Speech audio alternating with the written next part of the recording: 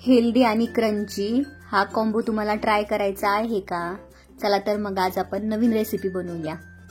आज आपण बनवणार आहोत नो फ्राय नो मैदा फुल क्रिस्पी आणि टेस्टी खुसखुशीत अशी कचोरी। दिवाळीच्या फराळामध्ये मैद्याचा आणि ऑइली खाऊन खाऊन खूप कंटाळा आलेला असेल, म्हणूनच आज आपण ही हेल्दी अशी कचोरी बनवणार आहोत। चला तर मग लहानांपासून मोठ्यांपर्यंत आवडणारी अशी कचोरीला सुरुवात करूया। सर्वात आधी 4 ते 5 बटाटे उकडून घेऊयात। आता एक पॅन घेतला, त्यामध्ये थोडंसं तेल, मग त्यामध्ये जिरे, कढीपत्ता याचा चांगला तडका तडतडू देऊयात। मग यामध्ये आलं लसूण कोथिंबीरची पेस्ट छान परतून घेऊयात। आलं लसूण मध्ये जनरली कोथिंबीर टाकत नाही, पण कोथिंबीर जर बारीक केली ना तर त्याचा स्वाद खूप छान येतो, त्यामुळे कोथिंबीर बारीक करायची।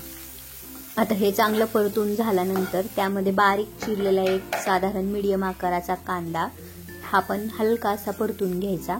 मग त्यामध्येच ग्रीन पीस टाकायचे। आता ग्रीन पीस परतल्यानंतर पावडर मसाल्यांमध्ये आपले बेसिक मसाले जसे की 1 छोटा चमचा हळद, 1 छोटा चमचा धने पावडर, 1 चमचा लाल तिखट, 1 छोटा चमचा गरम मसाला पावडर, हे सर्व मसाले छान परतून घेऊयात। हे मसाले परतत असताना ग्रीन पीस आपण चमच्याच्या साहाय्याने स्मॅश करून घेऊया किंवा स्मॅशरच्या साहाय्याने सुद्धा आपण स्मॅश करूया। नंतर यामध्ये उकडलेला बटाटा हाताने कुस्करून टाकूया। आता चवीपुरतं मीठ हे सर्व टाकून छानपैकी बटाटा परतून घेऊया। आणि आता सर्वात शेवटी मेन इन्ग्रेडियंट म्हणजे आमचूर पावडर। इथं आपण 1 छोटा चमचा आमचूर पावडर टाकूया आणि कोथिंबीर टाकून सर्व पुन्हा एकदा छानपैकी परतून घेऊया। आमचूर पावडर इथे टाकल्याने ना ह्या कचोरीला खूप छान टेस्ट येते। बस इथे आपलं कचोरीचं स्टफिंग रेडी झालेलं आहे। आता ते थोडंसं थंड करायला ठेवूयात। जोपर्यंत हे स्टफिंग थंड होतंय तोपर्यंत आपण कचोरीचा डो बनवून घेऊया। त्यासाठी 1 वाटी गव्हाचं पीठ, अर्धा वाटी रवा, त्यामध्ये चवीपुरतं मीठ आणि 1 छोटा चमचा ओवा इथं आपण हातावर चोळून टाकलेला आहे, त्यामुळे ओव्याचा स्वाद खूप छान येतो। त्याचबरोबर साजूक तूप 2 चमचे। इथे या तुपामुळे आपल्या या कचोरीला क्रिस्प आणि खुसखुशीतपणा येणार आहे, त्यामुळे सर्वात आधी हे तूप आपण ह्या पिठाला छान चोळून घेऊयात। मग यामध्ये थोडे थोडे पाणी घालून पुरीसारखा सेमी सॉफ्ट असा डो बनवून घेऊयात।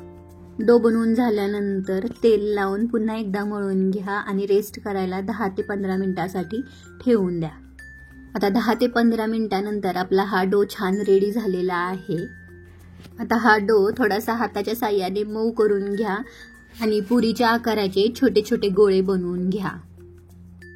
आता या गोळ्याची छोटी पुरी बनवूया आणि यामध्ये आपण पुरण कसं भरतो त्याप्रमाणे आपण बनवलेलं स्टफिंग आणि त्या स्टफिंग मध्ये 1 छोटासा पनीरचा तुकडा। पनीर इथं ऑप्शनल आहे, तुम्हाला नसेल वापरायचं तर नाही वापरले तरी चालेल। आणि आपण पुरण जसं भरतो किंवा पराठा जसा तयार करतो त्याप्रमाणे आपण छोटे छोटे गोळे तयार करून घेऊया, म्हणजे कचोरी बनवून घेऊया। दाखवल्याप्रमाणे त्याचप्रमाणे सर्व गोळ्यांचे छोट्या छोट्या कचोऱ्या बनवून घ्या। आता मेन पार्ट म्हणजे ह्या कचोऱ्या आपण इथं फ्राय करणार नाहीये, तर आप्पे पात्रामध्ये आपण ह्या कमी तेलामध्ये शेकणार आहोत। सर्वात आधी आप्पे पात्र गरम करा आणि ते त्याचबरोबर तेलाने ग्रीस करून घ्या। मग एक एक करून ही कचोरी त्या आप्पे पात्रामध्ये ठेवायची। आता थोडंसं तेल लावून ह्या कचोऱ्या तेलाने ग्रीस करून घ्यायच्या। साधारण 4 ते 5 मिनिटांमध्ये एक बाजू गोल्डन ब्राऊन होते, नंतर त्या पुन्हा अशा सर्व कचोऱ्या पलटून घ्यायच्या आणि पुन्हा दुसरी बाजूनी गोल्डन ब्राऊन होईपर्यंत शेकून घ्यायचे। अशा प्रकारे सर्व बाजूनी छान गोल्डन ब्राऊन होईपर्यंत आपल्या कचोऱ्या छान शेकून घ्यायच्या। तुम्ही इथं पाहू शकता ह्या कचोऱ्या सर्व बाजूनी छान गोल्डन ब्राऊन झालेल्या आहेत। याला साधारण 10 मिनिटं लागलेल्या आहेत।